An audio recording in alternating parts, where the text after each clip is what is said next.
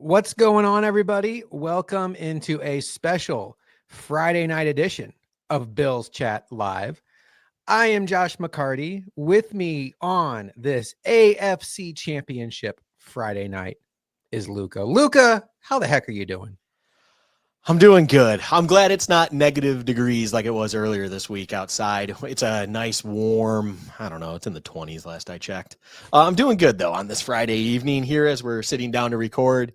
I will say this, Josh, at this time last year, at this time 2 years ago, I don't think we had the same feelings going on. You know, at this time 3 years ago, something we could even touch on during this Bills Chat Live episode. It feels good to be back in that Final Four. It feels good to be back in the AFC Championship.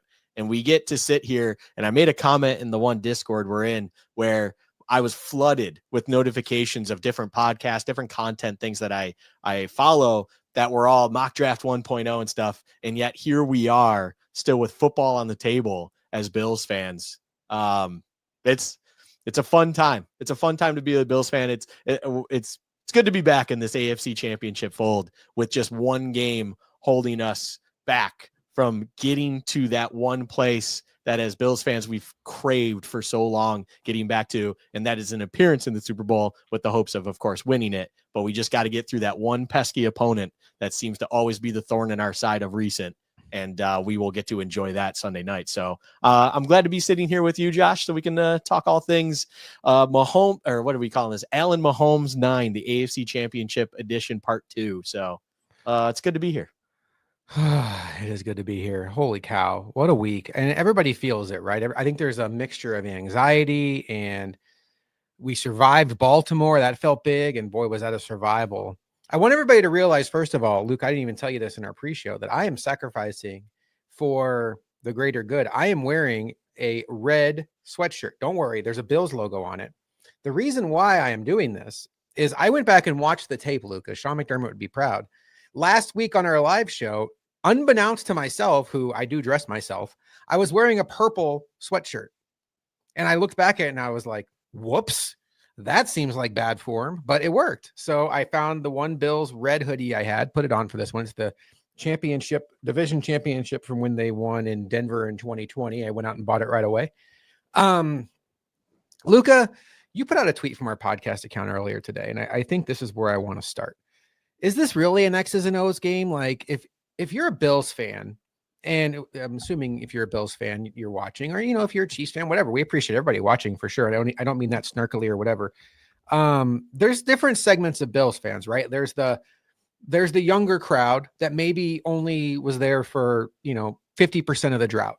And so they didn't experience all the pain like we did, but they've never seen the Bills in the Super Bowl. There's people like you and I who, we lived prior to the drought, don't necessarily have extreme vivid memories of that. And I'm a little older than you. I was very young when the Bills were in the Super Bowl. It did not break my heart when they lost. I was too young for that to be the case. It was, by the time they lost the third and the fourth one, I was old enough to get really sad about it. But those games were so out of hand so early on, it was almost like more embarrassing than heartbreaking. But I feel like even the old school fans, like, the rock pile fans, the ones who go back to the Cookie Gilchrist, to the Joe Ferguson days, even those people, they lived through the 4 Super Bowls, but it's been 31 years since the Bills have been to a Super Bowl. And it's also been 32 years since the Bills have won a road playoff game. They have been to a Super Bowl a year and change more recently than they've won a road playoff game. And they have a chance to exercise both of those demons on Sunday. So my long question here, Luka, is this game about X's and O's? We can get into things like, how much are you worried about Travis Kelce? What do you think about Xavier Worthy? How do you stop Chris Jones? What's the best way to attack it? We'll get into that stuff. But I think off the top, it's just, this game is about emotion. This game is about how are you feeling? This game is about what does it mean to you? Where's your head at, Luka? As the Bills fan in you, where are you at here on this Friday? How would you best describe yourself? To me, this isn't a game about X's and O's, or in a sense, it's secondary. And the primary thing about this game is, and I've brought this up to friends, I've brought it up to yourself, even before doing this show, this is Bills Chiefs over the past 5 years has become a divisional game. And what I mean by that is, of course, literally all but one season, they've played each other twice. But on top of it all, it's all about that counter punch. Just, if you're in that Bills locker room, if you're in that Chiefs locker room, you know what the other side's going to try to do. You know who's circled on the board. You understand what they're trying to achieve. You've seen enough Josh Allen and or Mahomes tape to understand what these guys are capable of. And it's no longer about truly just a singular matchup you might be able to exploit, and then therefore that's how you're going to win this game. Yes, that still happens, but it feels like it's a bigger picture kind of matchup, and it's really just about that true emotion. Who wants it more? There's a reason that divisional games are elevated a little bit during the regular season, because of course you play that first game, and then when you are in that second matchup, it's kind of evaluating everything you had done in that first matchup, and how can we correct the things we need to, how can we continue to do the things that we did well, so on and so forth. And all of a sudden it becomes everyone understands the objective, and it is, as you put, emotion and stuff that really drives the ship on success in these games, and keeping your emotions both in check while also being able to elevate yourself in the moments when you have to make that big play or make that big moment happen. But even kind of going further into this, it's less about the X's and O's. This game in particular, this AFC Championship game, is something that the Bills in particular have been building since the 2021 draft, since that 2020 AFC Championship game, where they left that field clearly outclassed by the Chiefs. That is, no one can deny that whatsoever. And in that draft, they go ahead and draft Gregory Rousseau 30th overall. Boogie Basham's no longer there, but there was a clear objective, defensive line. Your third pick in that draft is Spencer Brown. Like, you understood the assignment. We need to get better in the trenches. We need to get better on that edge specifically. How are we going to build on that? And from there, as they've kept building this team and organization with the culture it had after leaving that game, you have now established yourself with a lot of those keystone pieces driving the force that is what we currently have, that is going to need to be leaned on in order to execute and ultimately win this game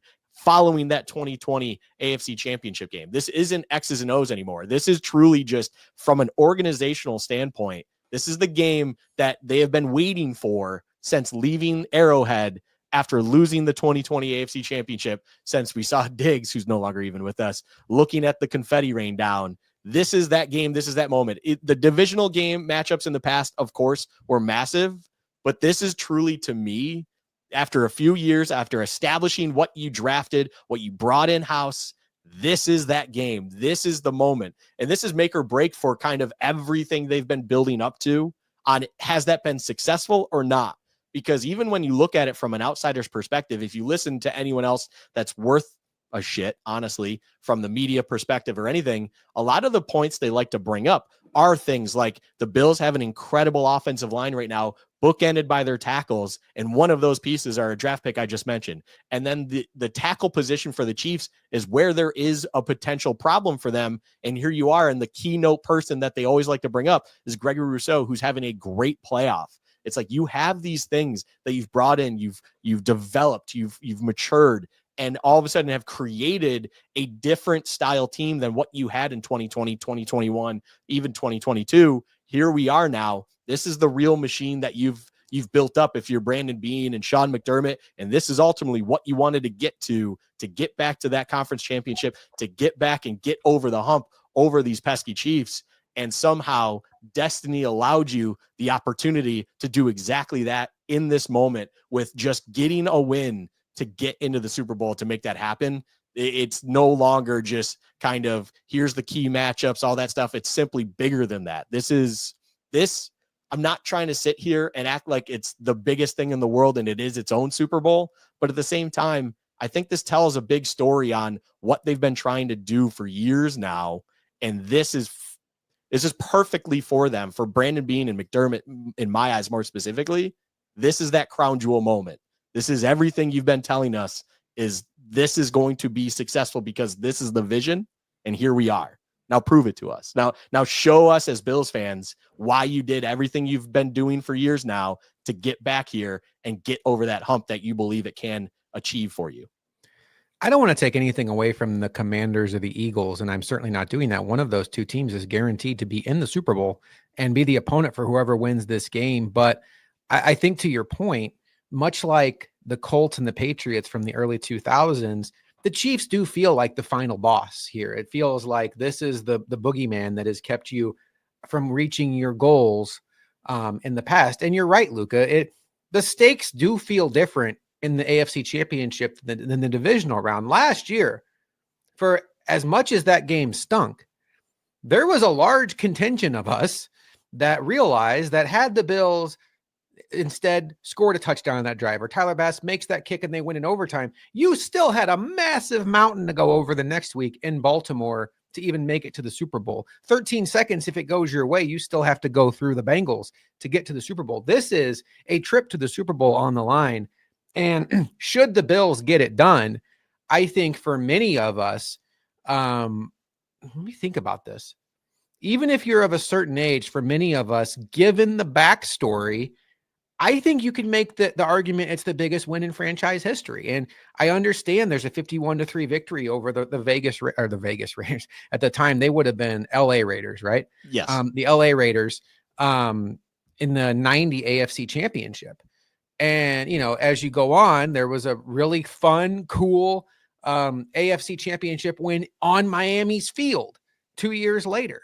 There was the biggest comeback in NFL history.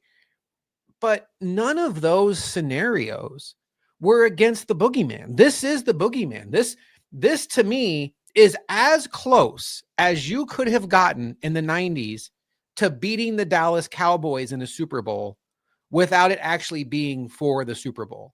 And this team will have achieved with a victory as much as any one of those individual Bills teams achieved in the 90s. Obviously, they did it 4 years in a row. So I think there's a very strong argument that this could be the biggest victory in franchise history. What if they lose? And, we're going to get into it all, but they are a slight underdog in this game, very slight. Essentially, they are a slight underdog by the home field advantage that Vegas assigns. 1.5 points, 2 points, depending on the site you're looking at. That's about what home field advantage is worth these days. That's Vegas's way of telling you we have no idea what's going to happen. If the Bills were to lose this game, Luka, now you're in a world where Josh Allen has lost 4 playoff games to Patrick Mahomes while simultaneously kind of owning him in the regular season. Nobody really cares about that. And I don't even blame the national media for this, but I've seen people that I respect the hell out of, like Rich Eisen, even being like, oh, is that right? The Bills have won the last 4 regular season matchups? Because if you cover the league and you don't just live and die with the Bills, those games they happen and then you go on to the next week. And then they happen, they go on to the next week. You don't sit there and remember, like, could you tell me right now, any of you listening out here, I'm not asking you to actually tell me, Luka, who the Dallas Cowboys have a 4-game regular season win streak against? Nobody knows. There was this weird streak where the Raiders, even when the Broncos were decent, had beaten them like 12 games in a row. And unless you lived in those two cities, you probably had no idea about it. It almost will become like a deficit to lose this game. And there's no shame losing to Patrick Mahomes. He is the gold standard right now. He's the Michael Jordan right now. He's the Joe Montana right now. He's what you're trying to get to. And if the game is at Arrowhead, it's in Kansas City. And for the Bills to be the team that have ultimately lost to him twice in the conference championship game probably says more about the Bills on the good side than the bad side. It's just nobody measures up right now.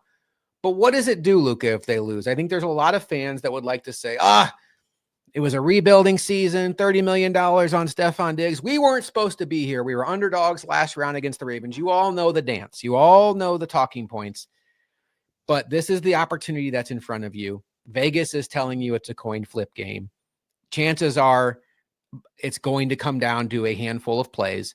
And if the Bills were to lose again, and let's take out like extreme scenarios out of it, like Tyler Bass misses a walk-off field goal or something, things like that.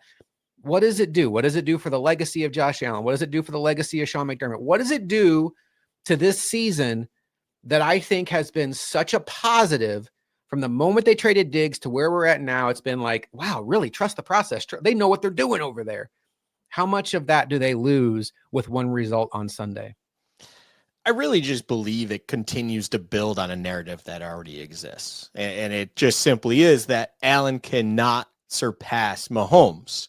But then the other part of that too, of course, is it's not just Allen versus Mahomes. This isn't 1v1 on the field out there where Mahomes must defend Allen one-on-one as well as vice versa. It's obviously far greater than that. And whether it's fair or not, that will just, if the Bills were to come up short once again, it will just continue to build on that narrative. You will hear the Nick Wrights of the world, use it as yet another of the many pieces that they have to walk all over the Bills, the Ravens, all of the, in their mind, inferior teams in the conference that he as a Chiefs fan has been able to dominate when the games matter the most. And it's not fair, but it's still valid because you have to do something about it. It is just like Manning against Brady in the playoffs, where it just, for a long time, he just came up short when it really needed to, until he finally figured it out. And of course, we all know what happened at that point in time for Manning, but it's why that comparison makes so much sense, because when you really look under the hood, an expression I know you love to use, it's not like it was just strictly Manning versus Brady. And on top of it, Brady a lot of times had a much better team, a much well-rounded team, a better coaching staff around him that was able to get them through those key moments, things that decide playoff games a lot more than not. And unfortunately for Manning, you had the likes of Vanderjack screwing things up and or other individuals that it's outside of his control, that he just would come up short in these moments that you do need a little bit of luck on your side to finally get over the line. That is a natural thing you need. And it's one thing, tip of the cap. I loved it. I don't know what I was watching exactly for the Chiefs. It was same old Chiefs. Chiefs are the Chiefs. What is it about the Chiefs where they're always so healthy going into the conference championship? Now the 7th straight season where that's happened for Mahomes. And I think someone answered it so perfectly, where they said, of course they manage well and stuff like that. You can give all those things, but you have to have a little bit of luck in there too. And it's not like they're fully healthy. They've had to do things like move one of their all-pro guards out to tackle just to get by, but it's getting them by because they are well coached. They have a great inevitable Hall of Fame quarterback there, of course. And it's just those things where you have that little bit of luck on top of having a well-established foundation of a franchise, and you're going to get through more than likely than not. And unfortunately, if the Bills were to come up short once again here, it's going to be, regardless of the performance, Allen did great. Allen did what he did, but again, he cannot get over that hump. And it's an unfortunate reality of the situation. What I will just add on top of this as a positive, if you can even see it as that, is I don't think that matters. I just genuinely don't think. And I don't think, by the way, that matters to Josh Allen. I don't think that matters to Sean McDermott. I don't think they're sitting there then if they were to have lost and just dwell on it and be like, it's just never going to happen. These losses keep building. It's going to suck. You're going to have the Spencer Brown reactions sitting there with his 24-pack by himself if that were to happen. Love that answer to the question, by the way. That was incredible. Because we've all been there. But it's one of those ones where you sulk for the moment. It is what it is. And eventually, guess what? Another season will come, hopefully. And you'll have another opportunity to get back up on that horse and figure it all out. And if you are as good as you believe you are, if you're Josh Allen, your time will come. Like it feels like it has to at some point. It just needs to happen sooner rather than later. If you're an individual like us sitting on the outside as a fan, where it's like, can you please just get over the finish line once? I think it matters more to us from outsider perspective than inside. To them, yes, their legacy matters and everything involved, but I will say this, when it comes to their demeanor all week, how they've been approaching this game, I get more and more confident in the fact that they aren't letting the emotions of everything that's about to take place get to them. And they are viewing this. Yes, it's a big opportunity to get to a place that has always been the goal for them, always been the goal for McDermott. He hangs up the Lombardi everywhere, so on and so forth. But if the worst case scenario happens where they lose this game, I don't believe it's going to at least affect them to a level that feels like it would be cataclysmic to all future hopes as well. Whereas as from a media perspective and a fan perspective, yes, it's going to build on that narrative. It will feel cataclysmically terrible and everything, the world's going to end. And here we are, we have to watch the big bad villain. As a Bills fan, I'm saying, if you're a Chiefs fan, you don't feel this way, of course. But as a Bills fan, it's going to feel that the big bad villain is going to possibly do the thing that no other team has done. And we keep hearing all about that. They'll be the first ever NFL team to have a three-peat if they just get one more win after defeating the Bills. It's a scenario that, of course, none of us as Bills fans want to live in. But the reality is, if that were to take place, I think it matters more outside of the locker room, outside of the organization than in, with a little bit of a caveat of, I do believe that what I brought up in the initial part of this show with you've been building up to this moment, this is that time. There might be a little bit more of a self-evaluation on how they need to roster build moving forward, and maybe we're to put a point of emphasis and try to reshuffle things around a little bit more to maybe finally get over that hump. I think that's all of that a correction would be needed if they were to lose this game. I think you either are justifying everything you've been doing for the past 4 seasons now, and or you now need to reevaluate things off of a loss and maybe just kind of shuffle things around, recreate another method to the madness to maybe get back to this point sooner rather than later and finally get over that hump. So heavy, such a big moment, this feels like one of those moments that can just swing the conversation, not just for this year, but for when Josh Allen is standing, in Canton, Ohio, and he's getting inducted into the Hall of Fame. This could be a game he references, things like that. And, you never know what the future is going to hold. You don't want to just assume that, if they lose this game, that, we'll get them next year. I mean, that's what you have to do. But, things change in the NFL pretty quickly. The Bills have been very impressive at, avoiding that. But at some point you got to get over the hump or you're just not going to. And, opportunities like this don't come around too often. One thing I've been thinking about this week a lot, Luka, was just how hard that Ravens game was and how right there it was for the Bills to lose that game. And they earned the win. They were the better team that day. They made more plays, more splash plays than the Ravens, and they had some luck on their side. And that's okay. People think that I say that as like some sort of a negative, but you need luck on your side in the playoffs. But that just compounds it because it's no longer a put your best foot forward, do whatever you can do to beat the Chiefs. There's now, another team in the AFC that's built completely holistically different than the Chiefs. And you have to play them a certain way to beat them. And they are every bit as good as you. Everybody's good at the Chiefs. And it just, how many times are you going to make it through them? How many times are you going to get back to the championship? Joe Burrow is going to be back in the mix at some point. You and I firmly believe that. CJ Stroud had a down year this year, but it doesn't seem like he's going away anytime soon. So you start to add it up and you're just like, now is the time. Now is the time. I want you, Luka, I'm not asking for your prediction. Maybe this will give me your prediction and that's fine. What's the most likely outcome? I'm going to give you 4 different scenarios. Rank them 1 to 4 on the most likely outcome. Bills win by 1 score. Chiefs win by 1 score. Bills win by multiple scores. Chiefs win by multiple scores. Most likely outcomes. In your mind, it doesn't have to be like what Vegas would say. I think the most likely outcome in this game, it's also, let me just start this with 3 of the 4 are very tight in my eyes. I will say that. And the 3 of the 4 that are very, very tight where I find it very difficult to order. And I'm also going to just keep it a little bit tight to the vest so I don't give you a full prediction here. But I think the 3 of the 4 that are very tight and very likely are Chiefs by a lot, Chiefs by a little, Bills by a little. I don't see a world where the Bills blow them out in Arrowhead. The bottom line is this.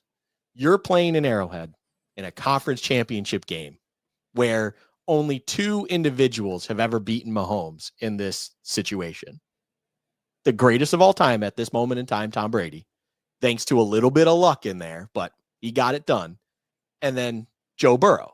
And Joe Burrow just, I'm going to call it a little bit of luck just because that offensive line was terrible and they were getting bossed around, but they still made enough plays. The defense played great for them and it just got them over the line. And I think that was partially due to the emotional situation that the Chiefs went through in the divisional round against the Bills that may have had them not entirely focused for the conference championship that they were currently sitting in. And yet the Bengals were playing all out because this was the biggest game to them after having a nice win against the Titans the week prior. So those are the only 2 that have lost.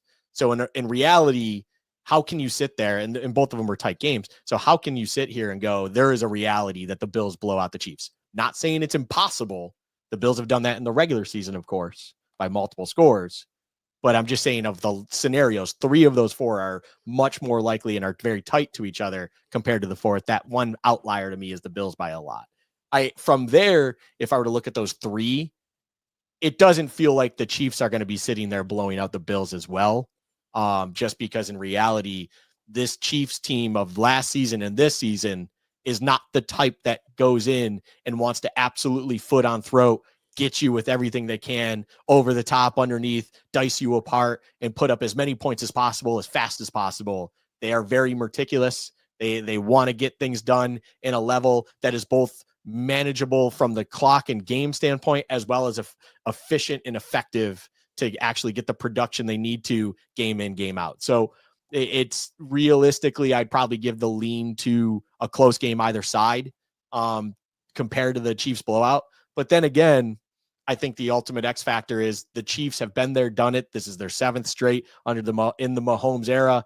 And realistically, this is only the 2nd time that the Bills have been in the conference championship of this decade, of this century. So it's one of those ones where they have the edge emotionally, regardless how you look at it, that there is that outlier that the Chiefs could eventually start to be a little bit more comfortable in this position than the Bills. But I don't also believe that to be necessarily true, because what the Bills in the Josh Allen era have experienced and gone through and so on and so forth, I don't know how you aren't mentally prepared for this game at this moment in time to just kind of make sure that the emotions of it all don't get to you. And you don't have, Josh Allen throwing a ball in the face of Chris Jones and all of a sudden a brawl is breaking out on the field because the game's gotten away from you. I don't expect that to happen again in another Chiefs Bills conference championship game. I think emotions will be on a much cooler level compared to games we've seen in the past, because both sides realistically have played big games against each other in the playoffs in general, that they understand what's at stake and ultimately kind of what it takes to get over the finish line, especially considering the Bills did have that big one last week where it feels like the mentality was both great going into it, and then what they've come out of it with. You've heard them all speak during the week. It feels like a much more well-grounded team that's going into Arrowhead this weekend. So I'm going to slightly disagree with you. I think I would be very surprised if this game ends up Chiefs by a lot. I think, and you weren't at all predicting that. That's just a space on the board you're open to happening realistically. I just would, the way the Bills play, they don't turn the ball over. They are efficient. They run the ball well. It just feels like really the way both these teams play, and you kind of hit on this too, they're so good at protecting the ball. They're so efficient offensively. It just doesn't feel like either one of these teams are really going to run away and hide from each other unless one team just completely outclasses the other. I am going to leave some space on the board, as surprising as it sounds, for the Bills to go in there and thump them.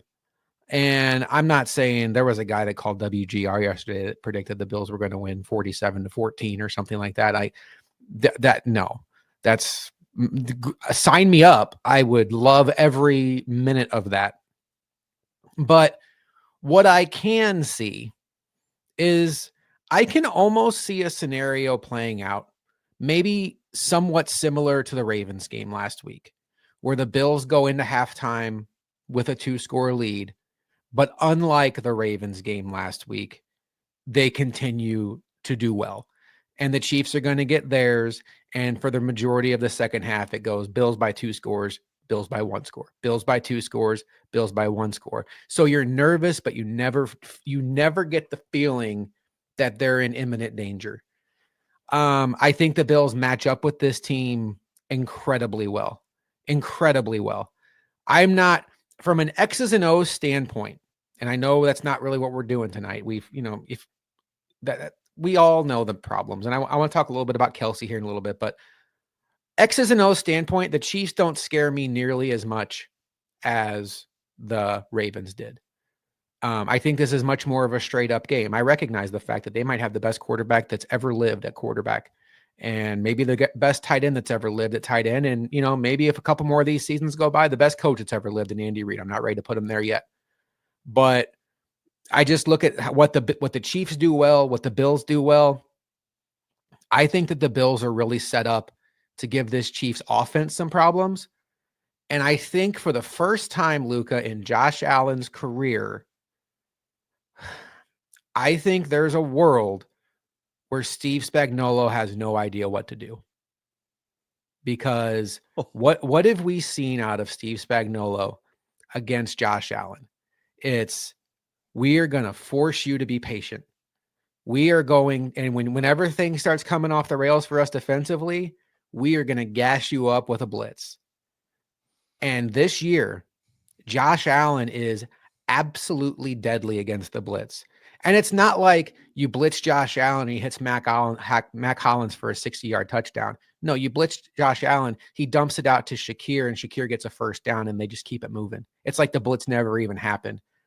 I really look at Steve Spagnuolo in this game, and I give him credit. He might be the best defensive coordinator in the sport right now. He really might be. I look at the personnel on that side of the ball. I think it's a little bit worse than last year. The Snead loss was very big. The Bills are fully formed at receiver. I love Trent McDuffie, but the Bills are not one of those teams where you can just, okay, we're going to take away this guy and force you to play left-handed. Like, take away whoever you want. The Bills will find somebody. And I don't look at it like the Bills have a bunch of wide receiver 4s out there. I think they have a bunch of guys that are wide receiver 2s. I really do. And I'm really encouraged what I'm seeing out of Curtis Samuel right now. I look at this. I just think there's a world, maybe not the most likely world, but I think there's a world where we look at after this game and we're just like, this was a Joe Brady masterclass. And how does anybody stop the Bills if Steve Spagnuolo didn't have any answers? So, we talked about that for a little bit. One other question I have for you. I want you to rank Chiefs offensive players that you're worried about coming into this game. And let's take Mahomes off the board. Yeah, of course. So, I mean, he's one. He's one. Of course. If you were to say before the season started, rank opposing players you're worried about, it would be Mahomes 1, probably Lamar 2, and then, go about your day. Rank them for me, because I'm curious to hear, are you kind of following the rest of the group that saw what Travis Kelce did last week and you're like, that's the guy?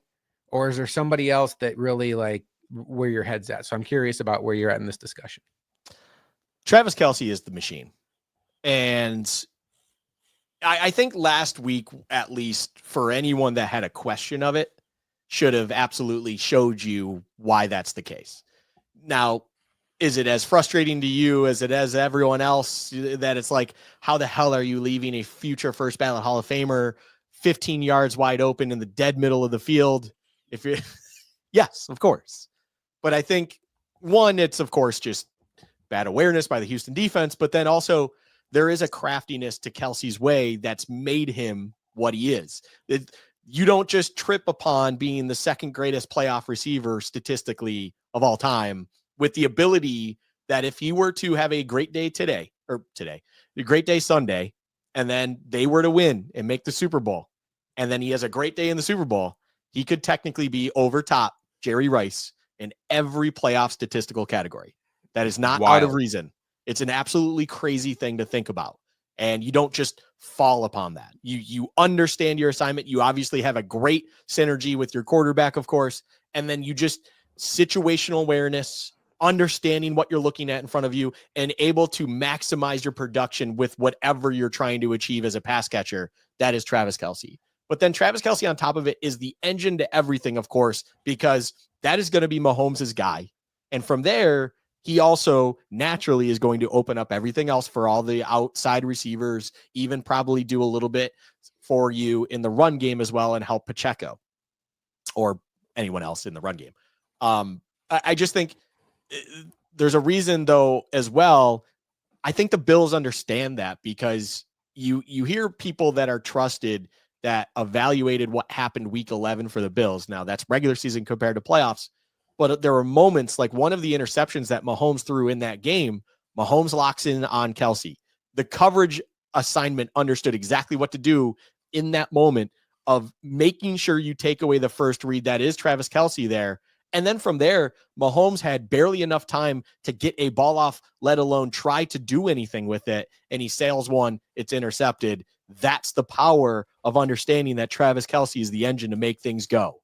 You need to understand that every play. It's just like a quarterback is calling out a mic. If you're a defense, you're calling out 87. It's like, where is 87? Call it out. Understand where he is and understand that not only is he trying to do something to probably help himself, but also Travis Kelsey is going to create space and opportunities for those other individuals like Xavier Worthy, like Hollywood Brown, like DeAndre Hopkins. That is the nature of what they do. And that's the Tyreek Hill era was the same way. Travis Kelsey was the key piece. Kansas City understood that as well. Hey, Tyreek Hill, you've been fantastic for us. You've been a cheat code. Go get your bag in Miami. We're done with you. We can still get by without you because, we do have 87 here. He's the kind of the straw that stirs the drink. That is the receiving side of this offensive weapon. So I look at it. It's Kelsey 1.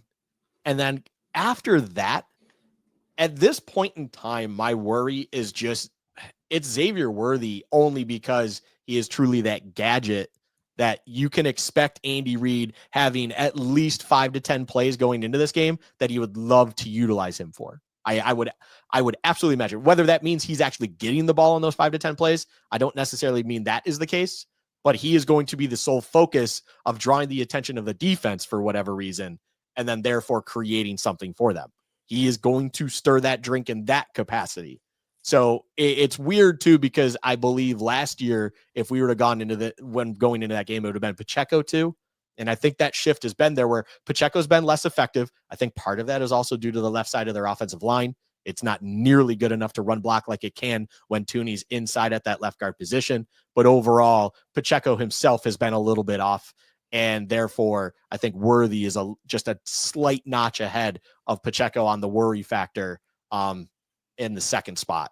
And then outside of that, if you're starting to get deeper, it's just you're getting a little bit more particular. But yeah, I think Kelsey is your bona fide number one worry, because ultimately in those key moments, and that, again, I can't enforce this enough. And I love when I hear any other individual say it.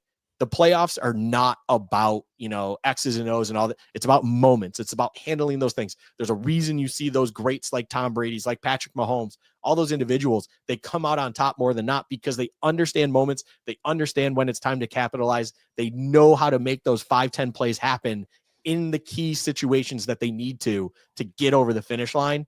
And you better believe it, when Mahomes is recognizing that, when it's like, hey, we really need this one, his eyes are only going to one person and one person only, and that is Travis Kelsey. So if you think that anyone else is more important than Travis Kelsey, I'd love to understand why, because it absolutely makes no sense to me.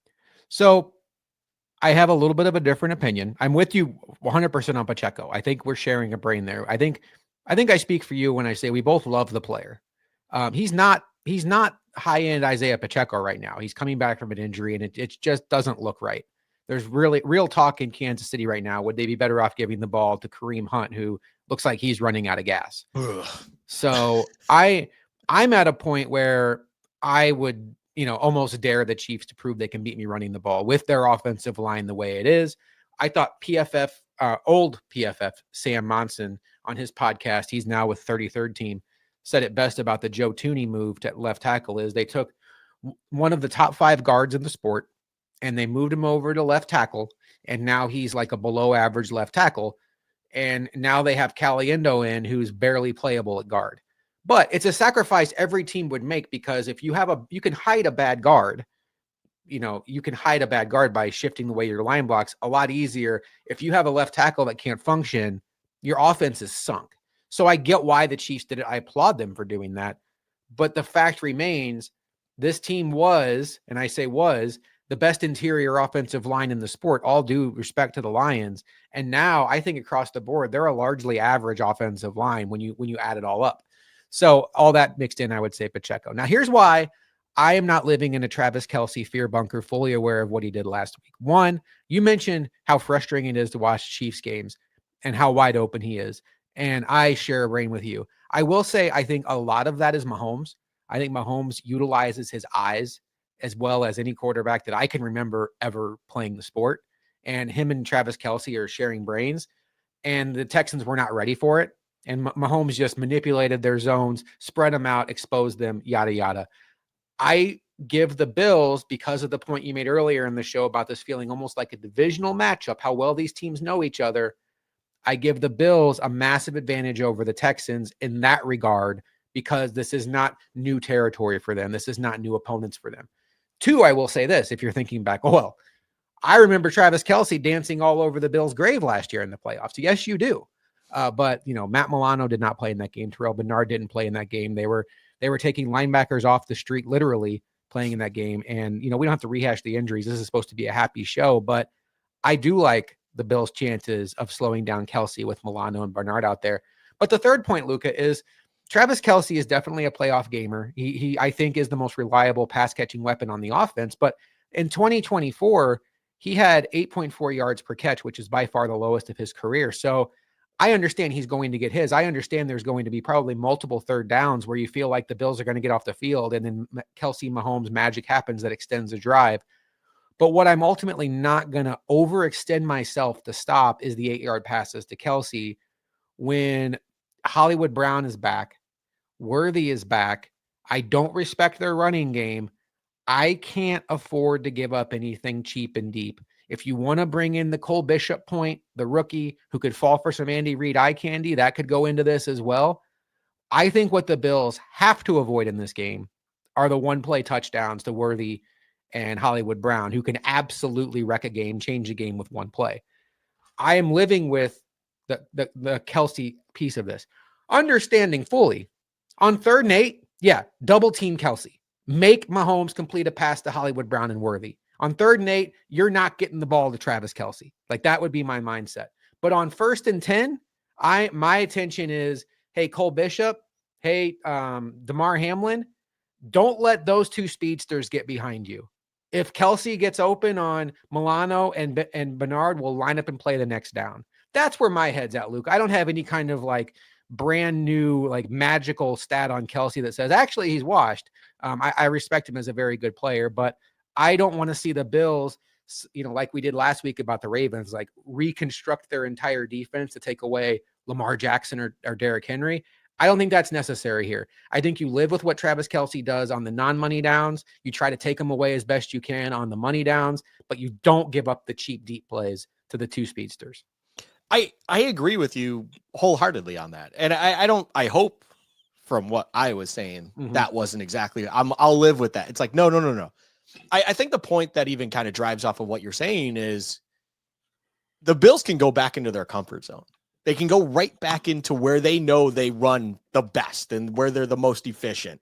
And that strictly is that too high shell look that McDermott loves to sit in. And ultimately what I'm recognizing is, and what I was saying is I think you even said it, where effectively it's just understand where 87 is in the key moments, and those 3rd and 8s, those 3rd and 12s, if they come up, whatever it is, those are those moments when they need to truly move the sticks to get things going, or the game's got to have it. That you better bet your bottom dollar that Mahomes is first looking at 87. And that was my point. And that's why I'm not necessarily living in a fear bunker. Look, the man is just a couple clicks away from probably losing his knees and all capacity of running. It does look like that. I don't mean that in any disrespect. Travis Kelce could still run me off of a field right now. He's an athletic freak. But what I'm saying, what I am saying is, per the average of what Travis Kelce's standards are, right, he's no longer where he was. And yes, he could still be crafty. And as you've put it, he might be able to create that 6-yard catch for you. You just got to live with it in front of you and move to live another down. Do not let the Hollywood Browns, the Xavier Worthies, get over top of you. And I don't believe this defense will. I think McDermott always coaches back to front. And therefore, you're really rarely going to see. You did see Xavier Worthy in that Week 11 game get a couple looks deep. And unfortunately for the Chiefs, and fortunately for us, he has the worst spatial awareness on a sideline, and he just has no idea what to do with his feet. So in reality, it's like if you could even limit those chances where you do make that a tough catch situation where he has to think about everything in his body, how to make that catch possible, you probably are going to be able to live through that play as well, because he's not quite there yet when it comes to being a complete receiver, of course. And, there might be a shot or two that exists. And if you keep it to the boundary, maybe he'll just overthink it, as we saw before. Your Hollywood Brown is probably going to be more capable of making those plays. Of course, he's shown that he can do that both in Baltimore and in Arizona. Why would he not be able to do that in Kansas City with the best quarterback he's had to date? So I put Kelce at top strictly because I am a firm believer that even if they get a deep shot, Josh, I don't think that'll be the end of the game. I don't think that'll create enough chaos defensively. They might get one deep shot and McDermott will just laugh, scoff, and move on with his life. He'll just be like, okay, they got Andy Reid, good old Andy Reid over there schemed one up perfectly against me. All right, we're going to move on to the next one. If Kelce's dicing you apart, that's where you start to question things and you start to go, how are we going to reshuffle things a little bit here with our scheme to make sure we can isolate that? And then also understand that when those key moments happen, I feel like I'm a broken record saying this, that is who they will be going to. And I think everyone in the stadium, everyone watching on their TV, and the most important people, the coaches and players, will understand that to be the case when those times present themselves. Luka, we started this podcast in March of 2022, and we are about to do something we've never done on this show before. We are going to predict the AFC Championship game that the Bills are involved in. And I'm going to defer to you first. And let's go long form with these answers. Give me some details here. Paint the picture. Who wins the AFC Championship between our Buffalo Bills and those nasty Kansas City Chiefs? So I loved that you brought up the first point of this show the way you did. And I love that you basically allowed me to present where my head has been all week, because realistically, that is where my head's been. My head has been, you mentioned that this is, and for everyone listening, this is a show we started essentially out of the conception of the 13-second game, but then realistically, Bills Chat, the Discord channel that we lived in initially, kind of was really born during that run in 2020 when we were talking so much Bills football that in the bigger Discord that we exist in, the individuals were sick of seeing so much stuff in there that we had to create our own sub channel in order to just kind of stow our stuff away there. And from there, we really started understanding and locking in and just discussing Bills football, time and time again. And then we had our discussions about this pod, about starting our little journey here with Bills Chat. And then 13 seconds happens. And shortly after that, we go, screw it. It can't be much worse than this. No, that's not literally what happened, but we're like, let's do this. Let's start a pod. Let's try to live through these moments vocally rather than through just some simple Discord channel. What the Bills have done in that time is drafted with everything in mind to getting back to this moment and getting over the hump. And hopefully for them, although I'm sure they would have liked to just completely avoid them, but get over the hump over the Chiefs, because that is a game that they circled clearly afterwards and targeted and was like, this is where we failed. This is how the Tampa Bay Buccaneers following that game succeeded. And how can we make that possible? Well, now the Bills are presented with an opportunity here where they have done something with understanding that their offensive line is significantly better than what it was for that game and years past. This is the best offensive line they've had in the Josh Allen era, bar none. And then on top of it, they finally have something that they haven't really had against many teams, although the Bengals game feels like an outlier, but they have a true edge. That's a weird one to say.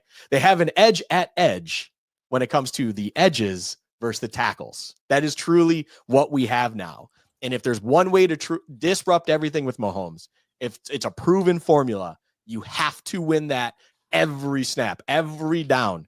your defensive ends, your edge play has to be superior than the tackles in front of them. And if you are not getting superior edge play out of Gregory Rousseau, your 2020 draft pick, your Von Miller, the man you paid a load of money to bring in, make things happen, out of AJ Epinesa, who, look, it's not like he's starting here, but he's been ramping up as we've been in the playoffs, and he has been a key contributor for these years now since he's been drafted. If you're not getting that kind of elite play out of that, when you have the Jawan Taylors and Tooney in an uncomfortable position out there at the tackle positions, then what are we even doing?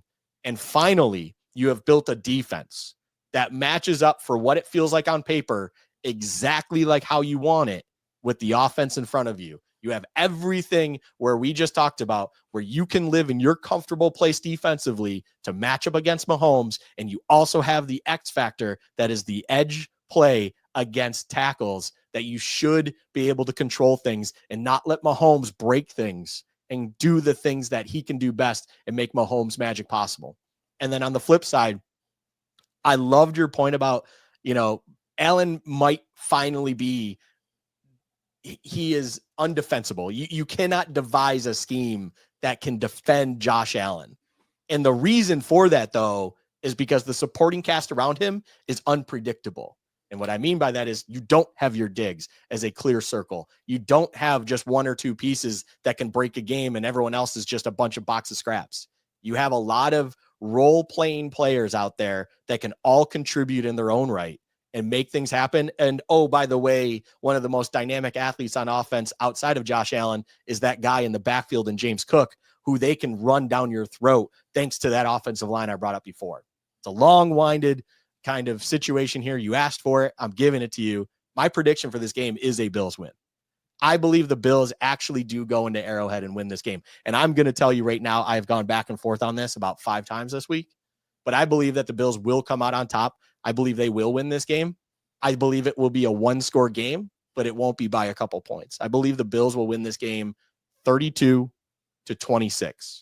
I think this is a game where we will finally see Allen continue to be mistake-free, continue to be efficient.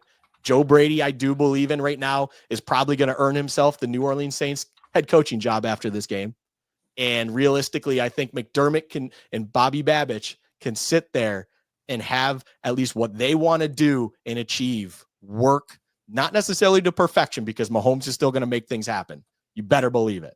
But they will actually be able to control things just enough that it will frustrate the Kansas City offense in a similar to way what we saw in the regular season. I think there's just certain things that this Chiefs team will not be able to overcome overall. And the Bills, I do believe, are finally getting over that hump because of everything they've built going back to that 2021 draft and the 2020 season to now. This is where we sit. This is where it is. This is that moment for them. And I believe in Bean. I believe in McDermott. I believe in the roster they've put together. I love everything I'm seeing. And honestly, I think the key thing to this being possible is everything they did this offseason. It's almost poetic. It's perfect. So many individuals left that the national narrative was that how are they going to be overcome this? They can't even win their division due to the talent that was lost. But this is that game where you will see that it was addition by subtraction.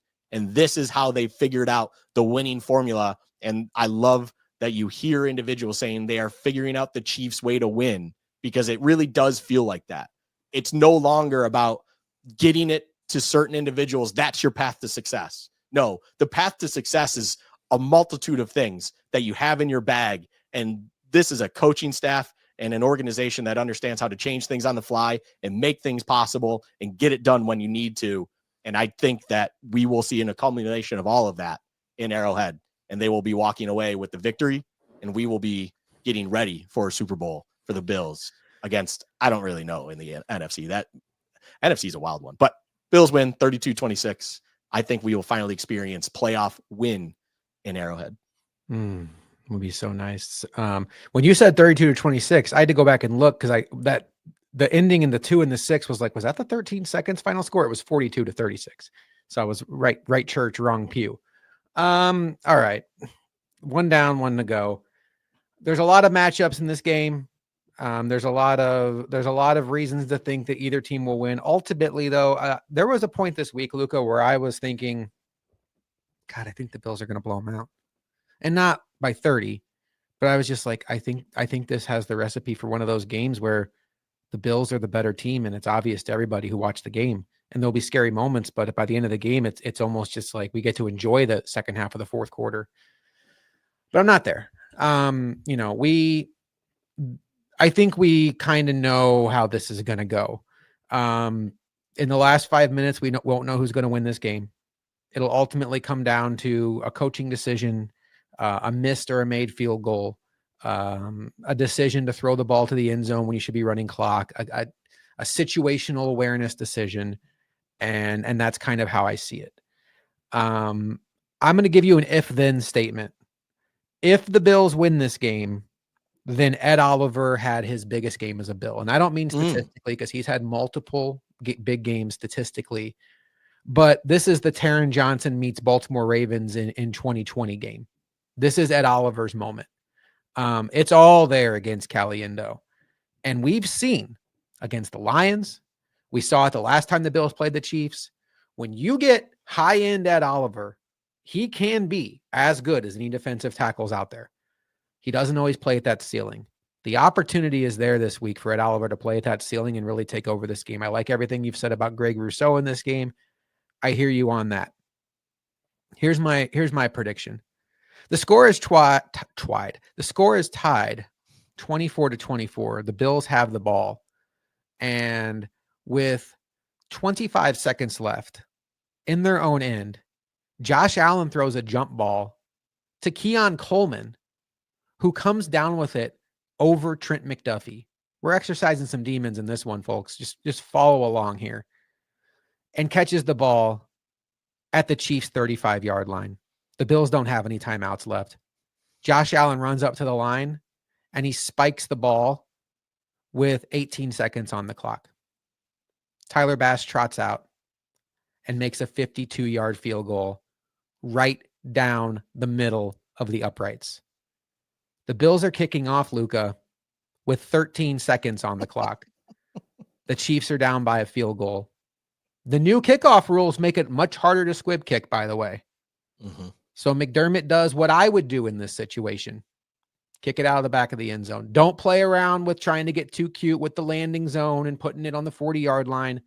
Let's play a little smarter defense this time. Kick it out of the back of the end zone. And as Mahomes takes the field, CBS is showing what happened last time this happened and how they kicked it out of the back of the end zone. And Twitter is going insane. Why did they do this? Not thinking about the landing zone. The first play from scrimmage, Patrick Mahomes drops back, and he is sacked and fumbles by Von Miller. The Bills recover the ball and win the game. And all the demons are exercised. We got a little bit of Trent McDuffie, who was the guy like, oh, did you not trade up for Trent McDuffie? Because they had more assets than us. That's why. They traded Tyreek Hill. Ever heard of him? Why did you trade back from Xavier Worthy? Well, we got Keon Coleman. He put us in a field goal position. Tyler Bass, you ruined our season last year. Well, he won you this game. And then Von Miller, why did you give this guy all that money? Because when the season's on the line, he's going to close out Patrick Mahomes. And I think he has the ability to do that, particularly against the tackles that the Chiefs have. I think that the Bills win. I don't know if it'll be a storybook as I'm predicting. That would be pie in the sky. But I think this is a Bills team that's built to beat this Chiefs team. I think that they can run their offense on this Chiefs team. In my head, Luka, I see scenarios where the Bills offense can slow down this Chiefs defense. In my head, I don't see a lot of scenarios where the Bills offense doesn't have a day. And I don't mean a 40-point in Detroit, LA Rams day. I'm just saying a Bills day where they get theirs. They score in the high 20s, the early 30s or low 30s. And it looks like the Bills. And I think it's their time. I really believe it. I would not be shocked either way. Obviously, a lot of my emotional stability Sunday night will be based on what happens in this game. But luckily for all of you, you'll be privy to that emotional stability because Luka and I'll be back to record the post-game show right here on everywhere your podcast can be found. This is just on YouTube, but you'll be able to hear it on Spotify, Apple, all that. Luka, we only have a couple minutes left. Let's quickly give our prediction on the NFC. I'll go first. I predicted against the Commanders the first 2 rounds. I love Jaden Daniels. I just thought that this was a team that really is a one-man show. I'm going to do it again. I love Jaden Daniels. I love what he has going with Cliff Kingsbury. I'll put my hand up and say I was dead wrong on Cliff Kingsbury. I thought he was going to be a terrible offensive coordinator for Jaden Daniels. He's everything Jaden Daniels has need. I think Cliff Kingsbury has shown a lot of growth since the time he was in Arizona. I think he's showing more versatility as a play caller. And I think maybe he's right where he needs to be as an offensive coordinator, not as a head coach.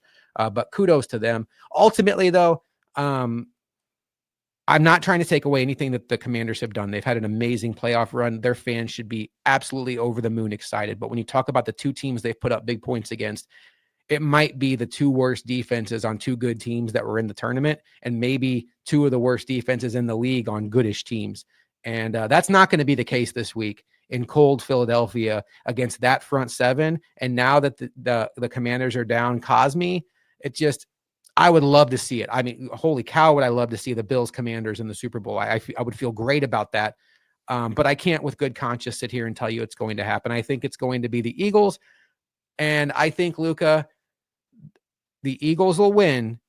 And for the next 3.5 hours, there's a large segment of football fans that will watch the game like this that aren't even Bills fans, dreading a Chiefs-Eagles Super Bowl that it feels like almost nobody has the appetite to watch. My prediction is it's going to be Bills, Eagles. What do you got? Simply put, this game's won in the trenches. Offensive lines and defensive lines win game. And the only edge that the Commanders have on the Eagles right now is quarterback. And that's saying something, because Hurts is no joke. Right. It pains me as much as possible. Look at the shirt on my chest and just understand Jaden Daniels, unfortunately, is better already than Jalen Hurts, but Jalen Carter is no joke. And I don't know what you're doing to disrupt that guy to make sure he doesn't disrupt you. And then on top of it all, the best tackles in football both reside in Philadelphia for my book. And that defensive line for the Commanders is not going to be able to really affect too much in my eyes, where you need to keep a Bobby Wagner who's 2 steps away from a retirement home clean. Commanders, you've been an awesome story. I will say this, the little edge I have on top of it all, almost 70% of public money, Josh, is on Commanders +6 right now. Ooh, that makes me feel even better about Eagles and covering.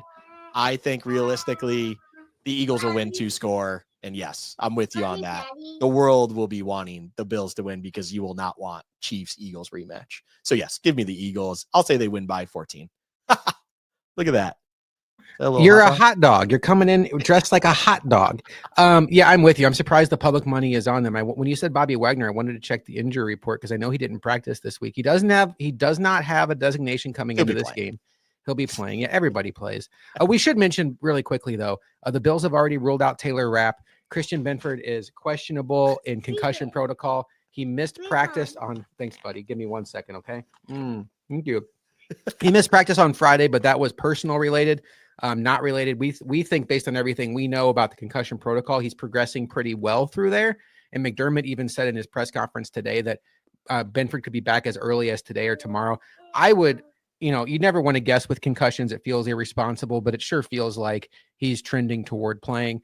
Yeah. And then the only other player on the Bills injury report with a designation is Balen Spector, who I would not expect to play, but the Bills smartly opened his practice window. So he could be available in the Super Bowl should the Bills lose a couple linebackers in this game and advance, which please don't lose a couple linebackers in this game. All right, Luka. Everything is done on our part. We've done our part. We've done our 111th or 211th. There's 2 of us. All we can do now is the sad reality of all we can ever do. All we can do is watch and hope for the best. I hope the next time Luka and I are talking to you, we are celebrating. What's that? We get to watch. Let's just remind. Yeah, we are 4 fan bases that get to sit here this weekend and watch our team in a conference championship game. Pretty sweet. It's pretty awesome. Yeah.